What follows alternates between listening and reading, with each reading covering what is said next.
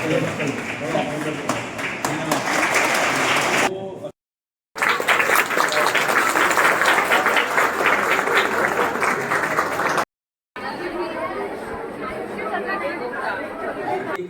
Idea है।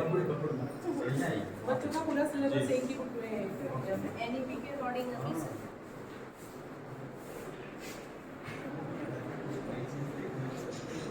Final major सारा का सिलेबस बहुत बढ़िया। वो उसका अच्छा एनईपी हुआ था सेंट्रल यूनिवर्सिटी के के ये हैंडबुक पवन वॉलीबॉल कौन है? क्या बात आपने लिखी हुई है ना? ये केमिस्ट्री वाली है दोनों राइटर और सोशियोलॉजी में पढ़ता है राइटर क्या क्या बात है? आपने लिखा ये अच्छी बात है सर, इसलिए बताइए आपने। ये पूरे मतलब ऐसा इनोवेटिव देखने को मिलता नहीं है कहीं। 50 और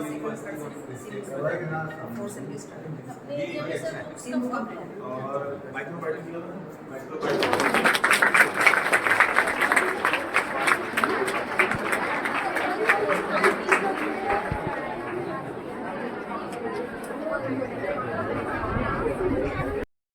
HODs एंड डियर फ्रेंड्स, जैसा कि अपन जानते हैं कि आज हम लोग अपने महाविद्यालय की नवनिर्मित लाइब्रेरी का उद्घाटन करने के इस अवसर पर यहाँ उपस्थित हुए हैं और इस समय पर हमें जो अतिथि यहाँ लाभान्वित हुए हैं उनमें डॉक्टर शर्मा साहब, मैं इनका हार्दिक स्वागत करता हूँ। इतना व्यस्ततम शेड्यूल होता है बड़ा का, जिसमें एक चीज जो आपको हमेशा ध्यान रखनी चाहिए कि आपने देखा ना, यहाँ पर हम लोग आए, हमारे प्रिंसिपल साहब, हम लोग सभी, तो एक बालिका जो है पुष्प वर्षा से हमारा स्वागत कर रही। बाकी लोग जो देख रहे होंगे बोलेंगे वाह यार कितने खास लोग हैं, ये हैं तो सब इंसान ही ना। लेकिन जब ये लोग यहाँ पर आए तो देखिए तिलक लगा के पुष्प वर्षा से इनका स्वागत किया जा रहा है। क्या शानदार जिंदगी है इनकी। राउत साहब ने भी बिल्कुल हमारी भरपूर तारीफ की।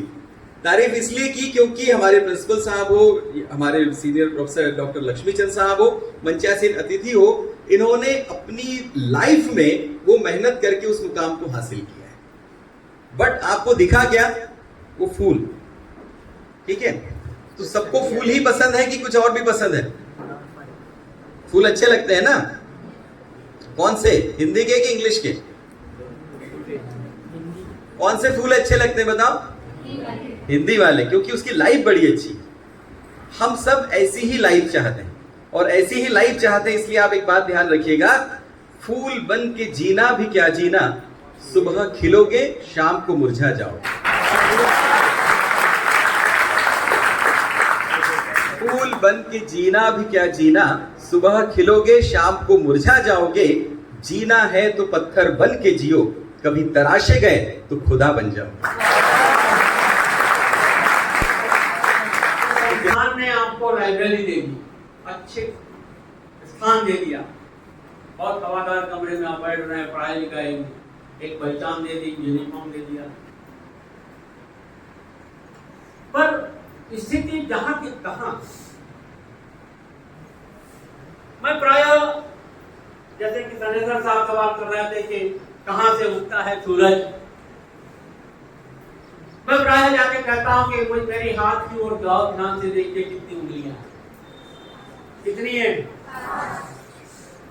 आदरणीय हमारे साथी वरिष्ठ प्राध्यापक, कवि, प्रशासनिक अधिकारी, न जाने क्या क्या विशेषताएं लेक्चरर सर के साथ, जिनका अनुभव में लगातार सालों से मिलता रहा है।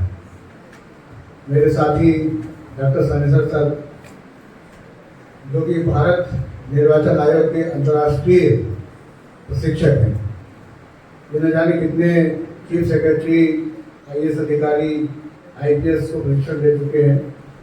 ऐसे हमारे आदरणीय सनेसर सर और समस्त जो जिसमें वो क्षमता है कि सूरज को किसी भी दिशा से निकाल सकता है, उगा सकता है, किसी भी दिशा उसको सनसेट कर सकता है, ये क्षमता आप में होना चाहिए। वो ठीक बेटा, और आप निश्चित ही आप में बहुत टैलेंट्स है, बहुत योग्यता है आप में, आप बहुत ज़्यादा जानते हो। उनका ये कहना है कि लाइब्रेरी या ग्रंथालय किसी विद्यार्थी के लिए, किसी महाविद्यालय का, किसी संस्थान का बहुत महत्वपूर्ण भाग है। और ये जो आपका सौभाग्य है, देखिए कुछ शून्य समूह के तत्व बैठे हैं, लेकिन अधिकांश मैं मानता हूँ दुर्लभ तत्व और नोबल एलिमेंट्स ही बैठे हुए हैं। कुछ शून्य समूह तत्व हैं यहाँ बैठे हुए हैं, इनको कोई मतलब नहीं है कि सामने क्या हो रहा है। बेटा ये आपके लिए बहुत महत्वपूर्ण क्षण है, बहुत महत्वपूर्ण क्षण है। जो हम लोग जो छोटी छोटी बातें कह रहे हैं, हमारा जो अनुभव है वो निचोड़, क्योंकि समय कम है, लेकिन जब कभी लंबी बात होगी तो पूरे जीवन दर्शन हम आपको, हमारी जो भी थोड़ी बहुत जो सफलता हमें मिली है, इसलिए मिली है, वो हम आपसे शेयर करना चाहेंगे। बहुत बड़ा दर्शन है, सफलता प्राप्त करना एक बहुत बड़ा। तो मैं बताना चाहूंगा कि सर एक अच्छे प्रोफेसर तो है ही, साथ ही साथ ये एक अच्छे समाज निर्माण का भी कार्य करते हैं। इन्होंने सैकड़ों बच्चों को, जो गांव के रहने वाले हैं, जिनकी आर्थिक स्थिति ठीक नहीं है, वो ऐसे बच्चों का उद्धार किया है। बात सवाल 500 रुपए की नहीं है, पर उस समय मेरे लिए 500 बहुत होते थे, और बहुत ही नहीं, उन 500 ने मुझे इतना, मेरा हौसला इतना बुलंद किया कि मुझे लगा कि नहीं अब तो कुछ करना ही चाहिए। तो मैं वहां गया और बगैर ट्यूशन के भी बहुत अच्छे मार्क्स से मैं आदरणीय गुरुजन एवं इस संस्था के सभी परीक्षा के साथ मुझे ऐसा लग रहा है कि शायद आखिरी वक्त नहीं हूँ, नतीजे भी मेरे पूर्व वक्ताओं ने शायद बहुत विस्तार से आपको ग्रंथालय के बारे में और पुस्तकों के बारे में बताया। तो मैं संक्षिप्त में यही बात कहना चाहूँगा कि जैसा कि अभी लक्ष्मण सर ने बताया कि मैं इनका छात्र रहा 1 साल के लिए बीएससी फर्स्ट ईयर। यूँ तो मैंने 12th में पीटी एग्जाम दी थी, उससे मेरा सिलेक्शन हो गया था जीएसआईटी इंदौर के लिए, परंतु कुछ कारण उसमें जा नहीं पाया था। मैं जाने वाला नहीं था क्योंकि रनिंग सेकेंड ईयर था और मुझे ऐसा लगा कि आर्थिक स्थिति अच्छी नहीं थी, अब जाऊंगा फिर 4 साल और लगेंगे तो केवल बीएससी करके टीचिंग वगैरह चला जाऊंगा। परंतु मैं सर को इसलिए बताने गया था कि सर ने पीएचडी की थी वहीं से, सागर से, तो सिर्फ उनको बताने गया था कि मेरा सिलेक्शन हुआ है इंजीनियरिंग के लिए, इतना बताने के लिए भी रहे हैं। पांडुरना में जब महाविद्यालय में पदस्थित तब हमारे शिक्षक रहे हैं। इसके अलावा जीवन में हमेशा वो हमारे मार्गदर्शक रहे हैं। मेरे जो परम मित्र है उनके वो बड़े भाई भी है, इस नाते से हमारे बड़े भाई भी है। और इस संस्था का मैं कह सकता हूँ कि ऐसे हमारे डॉक्टर लक्ष्मीचंद सर का मैं हार्दिक स्वागत करता हूँ। डॉक्टर सनेसर सर, चाहे वो सौसर गवर्नमेंट कॉलेज में पदस्थ रहे हो, परासिया में रहे हो, अभी वर्तमान में छिंदवाड़ा। ये एतश कॉलेज और पांडुरना जो है, इसके संचालक डॉक्टर राउत साहब, डॉक्टर राउत मैम, इनसे हमारा बहुत पुराना संबंध है। लगभग ये कॉलेज जब अपने अस्तित्व में आ रहा था तब से हमारे लगभग 2004 से है ना सर। कुछ इनोवेटिव चीजें जो हम लोगों ने यहाँ मार्क की लाइब्रेरी में, वो ये कि मतलब शायद ऐसा कोई कॉलेज या यूनिवर्सिटी होगी जहाँ के सभी प्रोफेसर राइटर बन गए। सो दिस इज, ये उनमें से एक कॉलेज है जो मैंने फर्स्ट टाइम यहाँ एक इनोवेटिव प्रैक्टिस देखी। तो आप सबको बहुत बहुत बधाई। स्टूडेंट्स के लिए मैं जरूर ये कहना चाहूंगा, क्योंकि Swami Vivekananda career guidance scheme जो है वो उसका मैं संभागीय नोडल ऑफिसर हूँ गवर्नमेंट ऑफ मध्य प्रदेश का। तो यहाँ मैं देख रहा हूँ कि आपके लिए नीट और जेईई की क्लासेस भी हैं। मीन्स एक एंटायर एटमॉस्फेयर राउत साहब ने यहाँ क्रिएट करके रखा है कि जब कोई स्टूडेंट यहाँ एंटर करे तो उसको लगता है कि वाकई हम किसी एजुकेशनल इंस्टीट्यूट में जा रहे हैं। ये बहुत काफी लाभ ले सके।